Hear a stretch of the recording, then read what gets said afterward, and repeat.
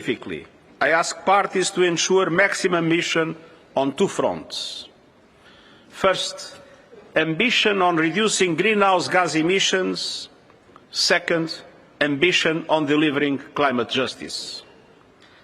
The global stocktake must offer a clear plan for a tripling of renewables, a doubling of energy efficiency, and a single-minded focus on tackling the root cause of the climate crisis: fossil fuel production and consumption. Of course, transformation won't happen overnight. Decarbonisation will create millions of decent new jobs, but governments must also ensure support, training and social protection for those who may be negatively impacted. At the same time, the needs of developing countries highly dependent on the production of fossil fuels must also be addressed. But it is essential that the global stocktake recognises the need to phase out all fossil fuels on a time frame consistent with the 1.5-degree limit and to accelerate a just, equitable and orderly energy transition for all. A transition that takes into account the principle of common but differentiated responsibilities and respective capabilities in light of national circumstances, not to reduce ambition, but to combine ambition and equity. That is the reason I propose the Climate Solidarity Pact, in which big emitters make extra efforts to cut emissions and wealthier countries support emerging economies to be able to do so. The timelines and targets might be different for countries at different levels of development, but they all must be consistent with achieving global net zero by 2050 and preserving the 1.5-degree goal. Second, it's time for more ambition on climate justice. COP28 began with two encouraging steps: agreement to operationalise the Loss and Damage Fund and replenishment of the Green Climate Fund. It is a start, but much more is needed. Many developing countries are drowning in debt, have no fiscal space, and are churning in climate chaos. We need all commitments made by developed countries on finance and adaptation to be met fully and transparently. And we need increased capital and reform of the business model of multilateral development banks to massively increase direct support and leverage far more private finance at reasonable cost for developing countries' climate action efforts. And we need far more adaptation ambition. COP28 must send clear signals that governments have grasped the scale of the adaptation challenge and that it is a priority not just for developing countries, but the entire world. And I welcome the emerging consensus for a new framework on adaptation with a set of measurable targets to propel action.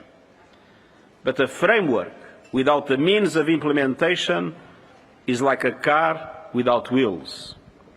The doubling of adaptation finance to $40 billion by 2025 must be an initial step towards allocating at least half of all climate finance towards adaptation. Looking ahead, the next 2 years are vital. First, to establish a new and meaningful global climate finance goal beyond 2025, reflecting the scale and urgency of the climate challenge. Second, for governments to prepare and present new national climate action plans or nationally determined contributions that are economy-wide, cover all greenhouse gases and are fully aligned with 1.5-degree temperature limit. Governments must leave Dubai with a clear understanding of what is required between now and COP2030 in Brazil. So as we approach the finish line for COP28, my main message is clear. We must conclude COP28 with an ambitious outcome that demonstrates decisive action and a credible plan to keep 1.5 alive and protect those on the front lines of the climate crisis. We can't keep kicking the can down the road. We are out of the road. and almost out of time, and I thank you. I will answer two questions. Please, over here, Justin, BBC. Yeah, the mic is coming to you. Justin Roller from the BBC here. Mr. Guterres, if we don't get a commitment to phase out fossil fuels in this deal, does that mean this COP conference has been a failure? Well, the COP covers many aspects, and it depends on the global balance. But a central aspect, in my opinion, of the success of the COP would be for the COP to reach a consensus on the need to phase out fossil fuels in line with a time framework that is in line with the 1.5 degree limit. That doesn't mean that all countries must phase out fossil fuels at the same time. The principle of common differentiated responsibility is applied.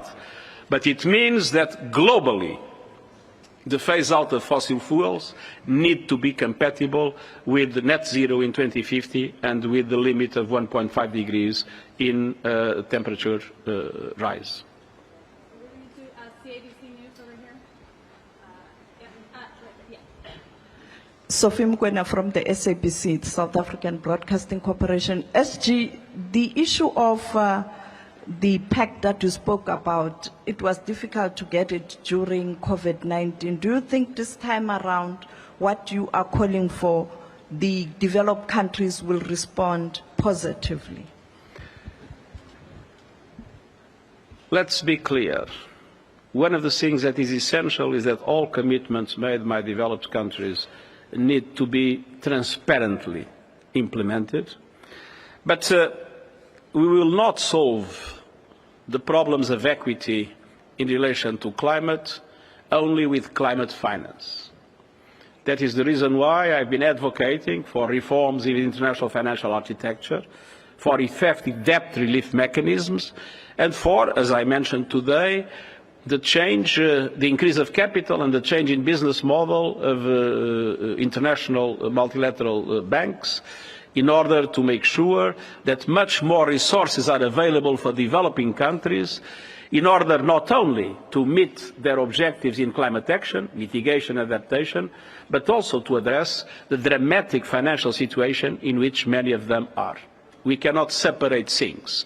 Of course, we cannot expect the COP to solve all the financial problems of developing countries in the world, but it's important that the COP gives a strong signal that those problems, beyond the strict problems of climate finance, that those problems need to be addressed.